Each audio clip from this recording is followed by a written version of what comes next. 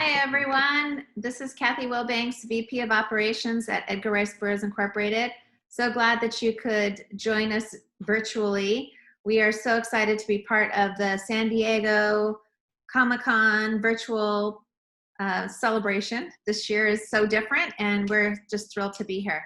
I want to first introduce our panelists. We've got Joe Jusko, one of the greatest artists ever. We've got Mike Wolfer, who is the trifecta of great graphic designing, writing, and artist, as well as a comic guru. And we've got Geary Gravel, who is also a really great writer. From Edgar Rice Burroughs, our team is Christopher Paul Carey, who is our Director of Publishing. And we've got Jim Sullos, who is the President. Hi, everyone. Welcome. We've got some really exciting news to share, and I'm going to pass it along to Christopher to get us started. Okay, we're going to start off talking about one of our really big publishing initiatives that we have going on here. That's why we have Joe on board here, and that is the Edgar Rice Burroughs Authorized Library. So I'm going to hold this up here. So the Edgar Rice Burroughs Authorized Library is a very ambitious program that we have going on. We're going to print 80 plus Edgar Rice Burroughs novels, his original novels. And they're not just reprints. These are fantastic new editions with gorgeous cover art by Joe Jusko and frontispieces. And then we have new forwards and afterwards by ERB scholars and luminaries. And then we have an extensive archival material section where we've drawn on archival material from the extensive archives at Edgar Rice Burroughs Incorporated in Tarzan, California. So a lot of stuff that's never been seen before, very special stuff. And right now we have books 1 through 4 are available. That's Tarzan of the Apes, Return of Tarzan, Beasts of Tarzan, and Son of Tarzan. And we just have the pre-orders up right now for Tarzan and the Jewels of Opar, Jungle Tales of Tarzan, Tarzan the Untamed, and Tarzan the Terrible. So we're moving steadily along and getting these books out, and we're really excited about them. We've been working really hard on them. We're so proud of them, of these books, and so honored to have Joe Jusko do these covers. So I'm going to turn this back over to Cathy to talk with Joe a little bit. How are you doing, Joe? Okay, doing good, Kath. Good, good. Okay, so the one question I really want answered, I've been following you on Facebook now for quite some time. Right. So, and as you post little snippets of what you're doing, I noticed that you do like one section and you leave another section blank, and then you do another section, you leave, you kind of fill in as you go. Is it inspiration? How do you approach your composition, and how do you fill it in? Well, it's, I'm not a traditionally taught painter. I'm self-taught. Everything, I had never painted before I graduated high school. And that summer that I graduated, I decided that I wanted to paint because I thought I'd never be fast enough to do conventional comic books. So I won an award when I graduated Art and Design High School in New York City of like a $50 gift certificate to an art supply store. So I went and I bought myself a bunch of paints, and I just kind of through trial and error over the years taught myself how to paint. But since I wasn't taught traditionally, I don't block in the entire painting first. I find that very confusing. So I can kind of see the finished painting in my head from the way I design it. And what I do is I work from the background forward. And just kind of, once I get the background color sort of set up for myself, I kind of play off that and work myself forward with the general idea I have in my head. And I just find it easier than to work in stages and work from the background forward to make sure everything kind of fits together. Because I find it easier to light the figure to the background than the other way around. I know there are a lot of people who paint the figures first and then paint around the figures. And I could never figure out how to do that, because I think that the background influences the figures more so than the other way around. And that just works. Mentally, that just works for me. It's the way I just taught myself to paint. That's awesome. Well, you're doing a fantastic job. We are so proud of all the work and the covers that you've so far provided. I mean, we're getting nothing but compliments, and the books have become almost a piece of art because of your work. So we're really, really thrilled with them. Thank you. So I know you've been doing this for quite some time. what made you decide to take the leap and become a full-time artist? Well, I had wanted to from the time I was a kid. My older brother used to draw. He was 9 years older than me, and I used to watch him draw when I was a kid. And I decided I wanted to do that too. So when I was about, I don't know, 6 or 7 years old, I remember drawing a portrait of Fred Flintstone off the TV screen, and it looked like Fred Flintstone. So I kind of realized I could draw. And once I realized I could draw, I just never stopped. You know, I was a big comic book fan. I bought almost everything that came out, you know, that we could afford to give me. I would copy stuff out of comics. So I always knew it's what I wanted to do. And I don't know if it's like just, you know, the arrogance of youth or whatever, or the naivete of youth, but I never considered not doing it for a living. It's what I decided I wanted to do, and I always seemed I was going to do it. Well, you're like ERB, where he did so many different things in his career. What are some of the other things that you've done in your lifetime? Well, being that we came from a really poor family, I worked from the time I was like 8 years old. I used to run errands for the bar. The guy who owned the bar down the street, he would send me out to do stuff. I'd shovel his driveway. He'd send me to the store. I worked in a day camp. I got working papers a year earlier than I should have. I was 12 instead of 13 because I had the priest forge my baptismal certificate. So I can get working papers and go work as a counselor in a day camp. I did that. Then I worked in the comic book store. I worked on moving trucks. I bounced in nightclubs and bars all over New York City. And then right out of high school, I sold my first magazine cover to Heavy Metal Magazine, and then went to Marvel and started working for Marvel. So I was working for Marvel when I was 18. And I did that for a few years, and really, you know, it's because I couldn't believe I broke in that young. In hindsight, I realized that was just, you know, a real stroke of luck to have broken in that early. But I wasn't making a great living at it. And my mother, as supportive as she was like, you know, maybe you should get a real job and you know, and then get benefits and insurance and everything. And the police department was hiring. So I became a cop, a New York City cop for a few years, which is something else I really wanted to do. And I ran around New York City for about, you know, 3.5 years, did artwork on the side. I was still doing covers freelance on the side. And finally realized that, you know, no one's ever tried to shoot me for painting a bad picture, so maybe I should go back into art full time again. And I just left and went back into art. So, you know, from that point on, I think I made the right choice, because it's really what I should have been doing. Well, we all love it, and we're glad that you made that choice. So over the 100 plus years, where Tarzan has been published, who's your favorite Tarzan cover artist? My favorite Tarzan artist is probably Bob Abbott. I'm a huge fan of Bob Abbott's paperback covers, both the Mars and the Tarzan books. I love Frazetta's, everything else Frazetta did other than Tarzan. I think his Mars and his Pellucidar stuff are absolutely incredible. But Tarzan stuff he was doing early on, I don't think it's quite up to snuff with the rest of his work, but I absolutely love the Abbott covers. Oh, that's awesome. Let's see. One last question. Who are your biggest influences as an artist in general? Well, John Buscema, his work is still very evident in everything I do. I learned to draw by copying his work when I was a kid. So there's still so much of him, even especially in the black and white work. You could see a lot of Buscema in my work. But I learned about his composition and his dynamics and everything, and I've incorporated that into how I paint. Painting-wise, I mean, there are so many different influences. I started out with the normal guys when you're young, when you're starting to paint in this industry, you know, Frazetta, Boris, Bob Larkin was a big influence. But as I've gotten older, my influences are back to Golden Age illustrators. They're from old paperback and magazine illustrators of the 50s and 60s. Wildlife artists are a huge influence on me. So as you mature and you expand your horizons, I think you pick up a little bit from everything that you really like. And then you all try to mesh it together then and incorporate it into something that sort of comes out as your style. And I think that's kind of where I am now. Well, we just love what you're doing. And here on the screen, we have the first 8 novels for the Tarzan series. And as Christopher said, we've got 1 through 4 already available and 5 through 8 available now on pre-order basis. Christopher, do you want to talk a little bit more about our other publishing program? Yeah. So let me, actually, I'm going to go back and share that screen again.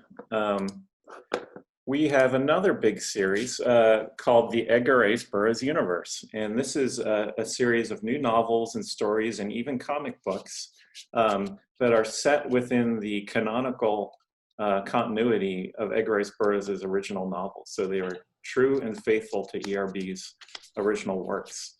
And the premise of this series is that we have been receiving new transmissions from other worlds via a strange radio-like signal called the Gridley wave. And these signals have been coming to the offices of Edgar Rice Burroughs Incorporated in Tarzan, California. And we're recording these new tales right out of the office where ERB himself worked. So there's as ERB himself created this universe, really. He interconnected his characters to a degree in his worlds, like Barsoom and Amtor and Pellucidar and John Carter and Tarzan and David Ennis.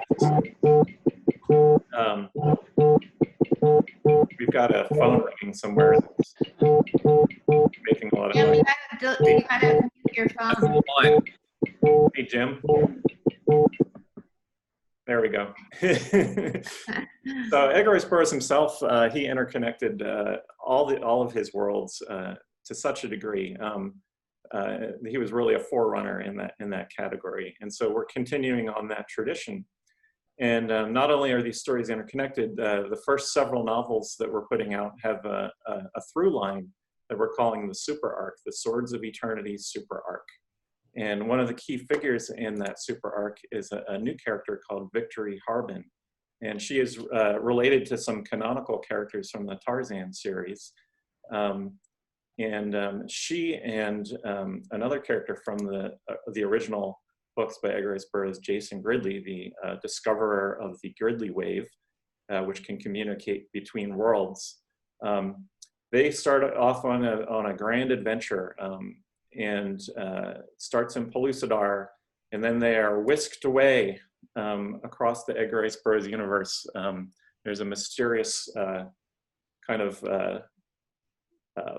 subplot going on that they're trying to figure out. And so they're going to be in these first 4 novels.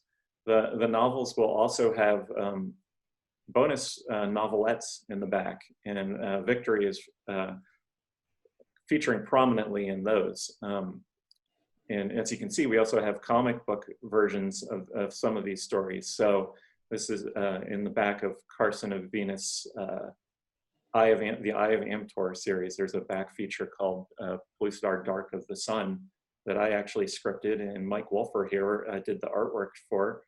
And that very much launches the super arc. So you can get that story in prose also in the back of our new book, Carson of Venus, The Edge of All Worlds. So this is the very first of the new novels in the Edgar Rice Burroughs Universe series by a talented author named Matt Betts. And we're sort of moving the timeline forward in the Edgar Rice Burroughs universe. So we're launching this in 1950. So ERB's latest works when he was writing occurred in the 1940s. So we get to see a little bit of what these worlds and characters are like a few years down the road. So this is a very exciting novel that's out. Then that's going to be followed by a book coming out this fall called Tarzan Battle for Pellucidar by Win Scott Eckert. I just did my edits on this novel. It is a fantastic novel. I love it to death. Win has such a grasp of the whole universe. He's a specialist in crossovers. He's written these massive tomes cataloging kind of popular culture crossovers and how they fit into a universe. And so he was a great person to bring on board with this team, and he's helped a lot with the continuity. And just the people that I've had read this, and myself included, are just astounded at all the threads that he pulls together just so gracefully in this book. It's just, I can't wait for this to get out on the shelves and into people's hands. One aspect of that is, it's interesting, we're not actually telling the super arc in in a chronological fashion. So Wynn's book actually flashes back a few years before Carson and Venus, The Edge of All Worlds. And we get to see the young Victory Harben when she's an 11-year-old girl in Pellucidar, because she actually comes from Pellucidar. That's her home. And we get a lot of backstory here, and you find out, oh, she knows more than she was letting on when they encounter this strange Mahar queen who seems to have plans for the humans. So we learn these very intriguing things, and Wynn handled this so well in the novel. So she's a very, very interesting character. I'm actually going to be writing a novel about her that's going to be the 4th book in the series. But the book after Wynn's book is John Carter of Mars, Gods of the Forgotten by Geary Gravel. So I'm going to flip back here to Geary, and Geary, if you, let's see here. So I'm going to read the synopsis to your novel here. First of all, I should mention Geary Gravel is a Philip K. Dick Award finalist for his novel The Alchemists. He's also written another bunch of other novels. The Pathfinders, A Key for the Nunsuch, Return of the Breakneck Boys, really great stuff. And I was so glad to be able to bring him on board as an author in the Edgar Rice Burroughs Universe series. But here's the synopsis of John Carter of Mars, Gods of the Forgotten. After his strange arrival on Barsoom, John Carter battled countless perils to win the heart of his beloved Dejah Thoris, and went on to shatter the age-old chains that bound his adopted world to a false religion. But now an ancient and monstrous evil stirs beneath the red planet's surface and threatens to destroy all he holds dear. So, Geary, I don't want to spoil your novel, because especially since you're still in the last stages of writing it, but I did want to bring up a couple topics of general interest that I know the fans will be really eager to hear more about. So to start off, I wanted to ask, besides John Carter, who's obviously in the novel, will we be seeing any other familiar characters from the Barsoom series in your book? Yeah, definitely. John Carter was a character who starts a family in his series pretty early on. And in fact, his son Carthoris gets his own book, book 4 of the Mars series, and his daughter Tara gets her own book, the next book, book 5. And then we don't hear very much about either of them from then on. So I thought it would be fun to bring those two characters in. And I think actually the book ends up being quite a bit about family, because another person in John Carter's life that was considered his family was Edgar Rice Burroughs.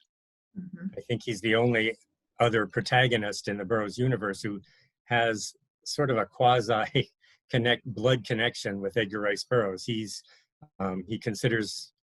considered to be Burroughs's uncle, even though John Carter is an untold number of years old. He doesn't remember his own past. He doesn't remember his childhood or his young adulthood. And the fact that he never changes, that he's pretty much immortal in terms of aging, makes it kind of suspect. The fact that he joins a group called the Carters. They take him in, and they consider him to be Uncle Jack. But as he stays young while all of them get older and pass on, he starts to wonder what the real connection is.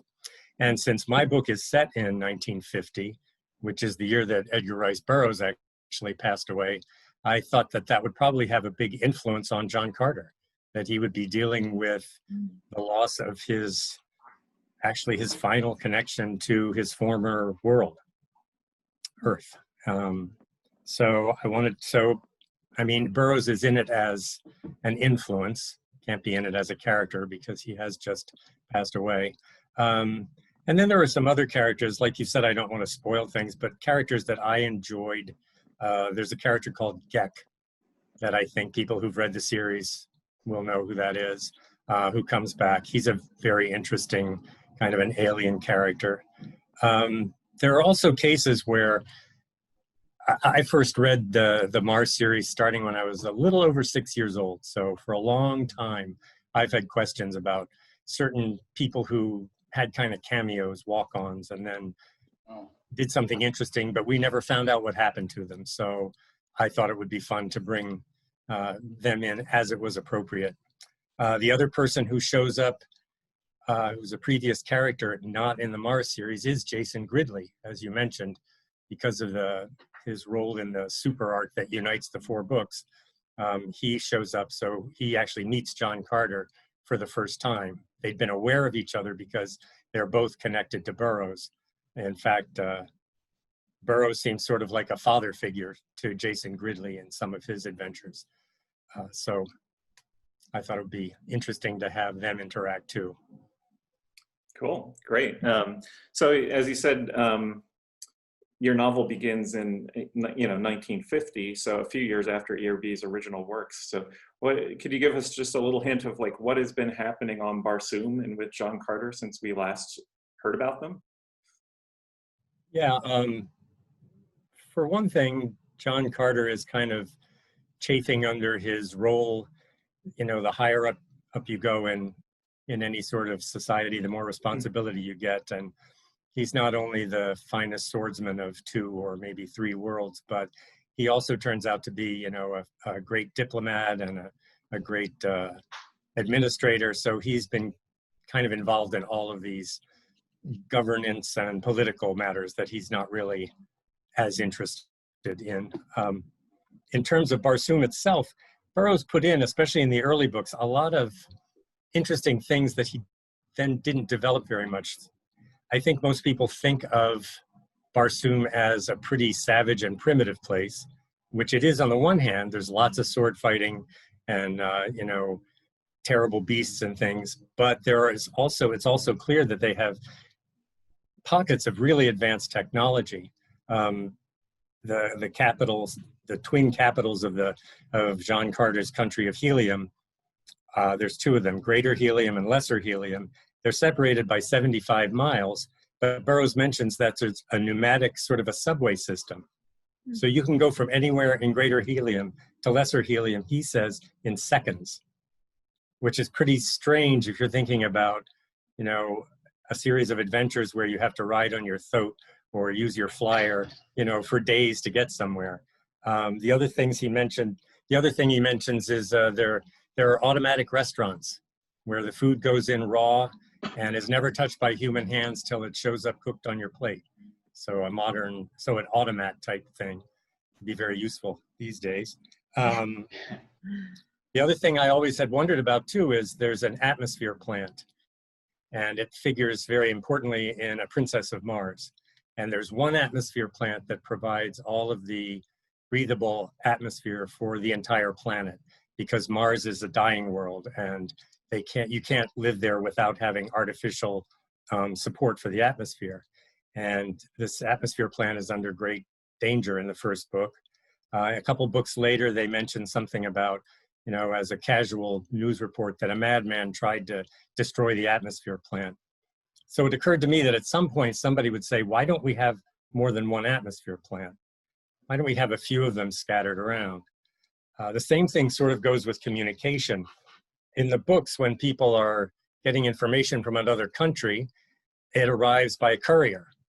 Usually somebody aboard a flyer shows up and gives you the information. And this is great for plots, but it seems to indicate that they don't really have any sort of developed radio mass communication that spans the globe. And since we now have the Gridley wave in practice, which is Jason Gridley's invention or discovery that allows instantaneous communication, I also figured that they would be trying to create a sort of communications net. I mean, in some ways, they're very much more advanced than we are on Earth, but in other ways, they're at a level of technology that is pretty much below ours. So those are some of the things that I wanted to deal with. Cool. So we obviously got the right guy to write this novel. He knows these books inside and out, and we really can't wait to read that, get that book in and read that. So I'm going to move on to Mike Wolfer. So as I was mentioning, Victory Harben, you know, she's this kind of key figure in the super arc. She was born in Pellucidar, as I mentioned, but she went to the outer world and had an education on the outer world.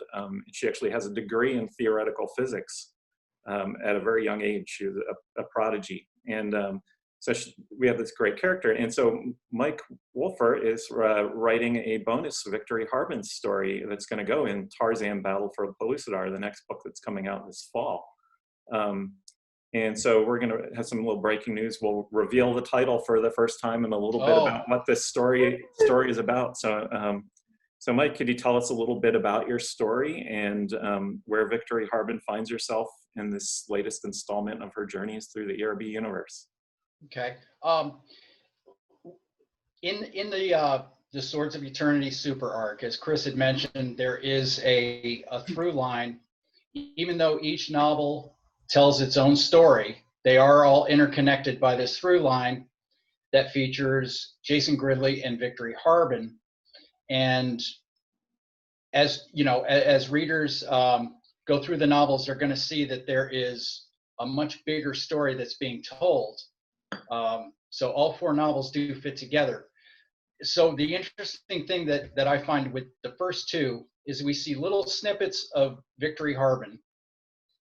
And, you know, you don't want to give away too much too early, right? So there's a little bit of information out there, and she keeps popping up.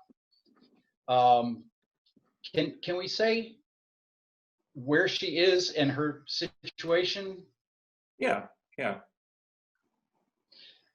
Okay, she's hopping from world to world, and she has no control of that. So we're going to be able to see her in various locales created by Edgar Rice Burroughs, and there's a lot more to it than just world hopping. But in the novelette that I wrote, the title is Clash on Castback. So if you're an ERB fan, Castback, you know, is the world from the land that time forgot. So Victory is going to find herself in a strange prehistoric world that in some ways is reminiscent of her original home of Pellucidar. And she's going to say, boy, there's things here that are familiar. I might be on Earth, but maybe I'm not. She assumes she's on some strange planet. But, you know, from the title, we know where she is. She's in Castback. And it's just a fun little adventure of the time that she spends there and who she meets, which this is another bit of breaking news. If you've read any of the American Mythology Productions comics of The Land That Time Forgot, you'll know that there is a character that was introduced in those comics named Sita, and she's a native Caspakian, and she was created just for the comics.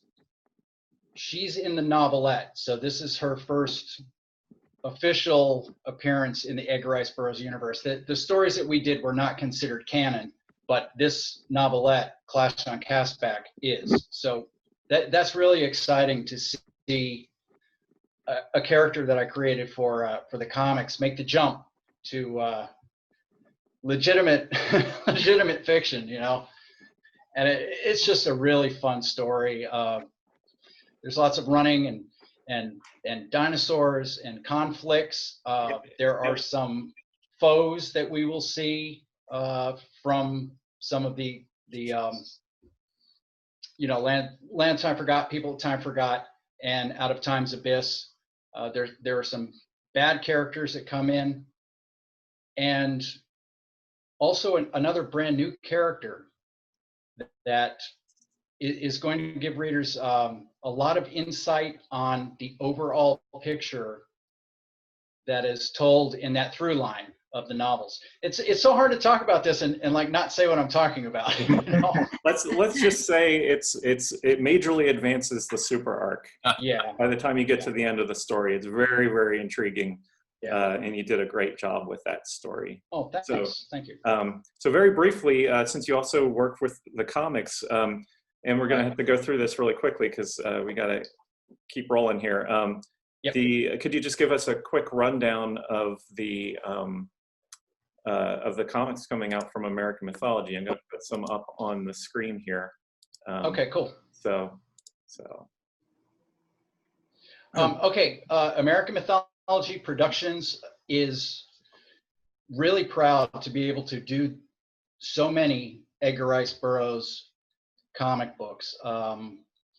We currently are publishing The Land That Time Forgot, Pellucidar, The Moon Maid, Carson of Venus, The Monster Men, and we have one more that we haven't announced yet that will be coming later this year. One of, you know, the main thing that we want to do with these comics is to try to make them as close to canon as possible. You know, a lot of times a company will get a license for a product and they say, okay, how can we change this and make it different and new? And, you know, we're not doing that. We're providing new adventures of these beloved characters, and we're trying to keep it consistent with ERB's vision. It's an incredible honor to be able to do these, and to know that what we're doing is,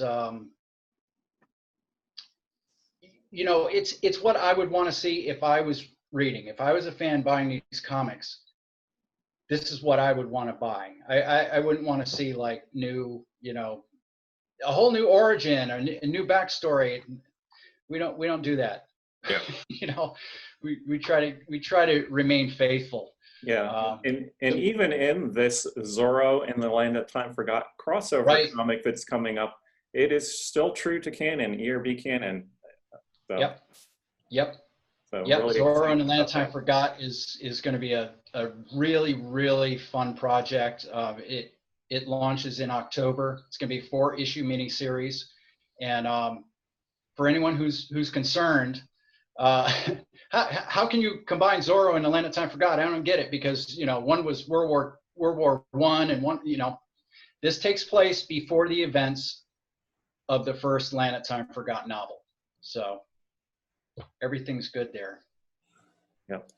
So, okay, so I'm gonna turn things over here now so thank you very much, Mike and Gary, but I'm gonna turn things over here now to Jim Sullos, our president of Edgar Rice Burroughs Incorporated, and he's going to let us know about some exciting projects going on. Take it away, Jim. Okay. Thank you. Happy to be participating in this. We have a number of initiatives that we've developed that I think you might find interesting. Right now, we're hoping to launch before too long our first Tarzan virtual reality game. And this is being worked on by a company called Fun Train, and it's been under development for over a year. We were hoping to have a May 31 launch, but with the lockdown taking place, there's an image of it. You can see it looks pretty exciting, and that's where we're headed. With the lockdown, the things got slowed down, but at the same time, they found out that they had time to even further develop some of the stages of the technology that they're dealing with. So we're having a major meeting tomorrow, Zoom meeting, of course, but a major meeting to make some final decisions on the technological part, and then also when that launch is going to take place. So maybe we'll announce that through some special social media outlets. Another thing taking place that just started here, we finally signed, I think, in February, just before the lockdown, is that we've signed for a new Tarzan animation series of films with a company in the UK called Beerton Productions, and Andy Briggs, who was an author of some of our Young Tarzan books, is one of the principals there. And they've teamed up with Framestore for the technological development of it. And Framestore was actually winner of an Academy Award for doing the special effects in the movie Gravity. If you remember that, with Sandra Bullock. So they know how to do special effects, and we're looking forward to that too. But they have a second, this is a formal option agreement. So we'll know in 18 months where everything is going to go from last February. But a second license that we've given them is for location-based entertainment. So they too want to develop a series of games that can be used in a variety of locations, and that's kind of a new development in the whole field of gaming. So we're looking forward to that. They've actually they're using or planning to use some technology that even the U.S. studios here in the LA area have not really dealt with yet. And so in their discussions with some of the studios want more information on exactly how this technology is going to work. So I think it's going to be a leading edge program, and we're looking forward to what we can tell you about that next time around. We've also have an ongoing option agreement talking about Carson of Venus with the Venus property. We have 18 months ago, even written option agreement with Hideaway Entertainment, which is run by Matt Rhodes, and they've done some major films along the way. And they just renewed their option for a second 18 months because they're excited. Now, finally, they've got their treatment. They have some of the writers on board. They just have to decide who is really going to play Carson of Venus. That's a tough role to fill. And of course, Carson, as I understand it from the literature, he's not quite as serious a guy as John Carter. He's not as methodical and strategically thinking. He shoots from the hip a little bit more. And that's what keeps it interesting, because he always gets in trouble when he does that. So we're looking forward to that development coming. That's for a major theatrical or a TV series. We're not sure which, but it's going to be an exciting development because there's so much going on with this Carson of Venus property lately. Probably another thing to tell you about, let's see, I think, why don't we go to Mars just for a moment. This is a statuesque treatment of our famous princess, Dejah Thoris. And this is not meant to be a sexual pose, but is meant to demonstrate her beauty and her status as the consummate princess of Mars, because that's what she is. And this is done by Sideshow, which is a major developer of a variety of statues. And we've developed this one that's on pre-order now, and I think it's being shipped in November. But as you can see, it's a beautiful rendition of her, and we're looking for, there's a lot of pre-orders, a lot of interest in this particular one. So we'll see where we go with this.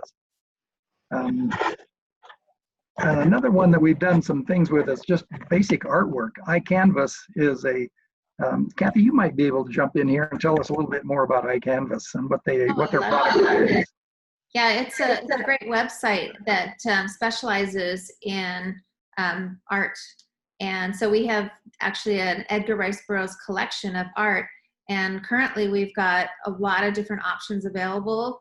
You just go on iCanvas.com and you type in Edgar Rice Burroughs collection, and you'll be able to see everything from some of our Czechoslovakian work from Burian. You'll see some Frazettas, you'll see some Joe Jusko, and you'll see a whole slew of different artists up there. So you can actually pick the size and how it's backed and all sorts of options. You can personalize it to you so that you can fill the space. You could just have an Edgar Rice Burroughs house, basically, with art. So I recommend everybody go on there and check it out. They've got great sales, too. So it's one of our most exciting licensees that we were able to get last year. So check it out. And then a couple other things I'll jump on here. We have our online webcomic, excuse me, our online webcomic program. And we have 26 weekly comic strips up. And they're being developed on a regular basis. At least 20 of them are very active with a weekly edition. Some of them are a little more slow to develop based upon what demand the artists are in at a particular time. But we've developed a couple of others that out of the 26, we really have 28, and we're not launching the next two. We're doing a series of episodes on the last book published by some of the untold stories of ERB, and we were in a book called Forgotten Tales of Love and Murder. And that book came out around, I think it was in the year 2000, it was copyrighted, and these were a series of stories that had never really been published before. And Cathy, being our former archivist and still one of the experts on what we have in our archives that needs to be discovered, she helped discover some of these. So we are developing a comic strip for this, and we might go straight to a graphic reprint rather than actually launch it on the web comic. So we haven't made that decision yet, but it's a series of short stories, love and murder, just like it sounds, and it includes all those kinds of things. And Mr. Burroughs can never do something serious without having a romance to go with it. He's got to have a femme fatale along the way, and that's sort of universal. So it's going to be a fun strip. We're also expanding one that had already been completed because of a fairly short series of strips, but that's The Eternal Savage, otherwise known as The Eternal Lover. That was about 90 episodes that completed the whole book that he had written. And yet there's a demand by some people who would like to see a sequel to that. So we are in the process of developing 10 or 15 extra episodes to relaunch that at some point, but we haven't decided when to do that yet. I'll close with maybe talking about our newest development as for the young people. This is Tarzanimals. And Tarzanimals is really aimed for the 2 to 7 year olds. And this is the contra to our statue of Dija Thoris. So here we go. This is the kids age 2 to 7. This is a brand new development. We've doubled the artwork by a fellow who does all of this kind of work named Ben Bird, excuse me. And he's doubled the output. We're hoping to develop a digital brochure and then a regular brochure. We already have some products from the first launch, which was about a year ago, and that we have some Tarzanimal socks. We have some Tarzanimal blankets, and this would lend itself to all kinds of books for learning, as well as clothing and things like that. So we're looking forward to developing the whole Tarzanimals areas for the young kids. This is something we just haven't had in a long time. I'll just close also by just saying there's still a lot of development, a lot of interest in the development of the Tarzan live action series, and Tarzan anime has been discussed, and we have some efforts to develop that. So hopefully we'll be able to tell you next time around that we've got some major things going on with our live action Tarzan figure. So I'll wrap up there. All right, well, thank you all for joining us. Any last thoughts?